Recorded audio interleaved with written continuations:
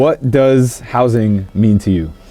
Housing means security, it means peace, it means comfort, it means stability. That's a big one. Stability in these not so stable times. And so when you hear housing freedom, what comes to mind? What do you feel? I feel housing freedom would be not being like oppressed by rent all the time. Like having agency, having voice in my housing. And I'm glad you feel that way, because that is the movement that I'm spearheading, is housing freedom. There's been housing justice in the past.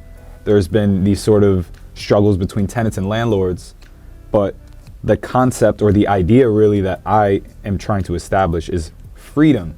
And it's something that sounds like so mystical and almost unrealistic to us as renters. Yeah. Because it's not something that we're accustomed to, because we don't own where we live. And so when it comes to freedom, it's something that you have to kind of really fight for. It's something that you have to believe in.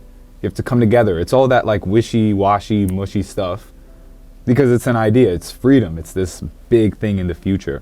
Yeah. So when you say that you want agency, that's the number one thing that I think is hand in hand with freedom. It's like liberation, liberty, is having autonomy over where you live specifically.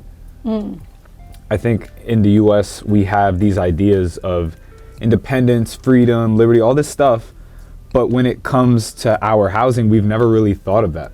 When it comes to our data even, we think of freedom. When it comes to religion, speech, language, like we talk about that all the time, but when it comes to housing, it's kind of just like accepted, like, yeah, sure, we'll pay $5,000 for a studio. Yeah. Or something like that. Like you're just the subject of the forces. And we should all accept it, despite the fact that most of us in the US are renters.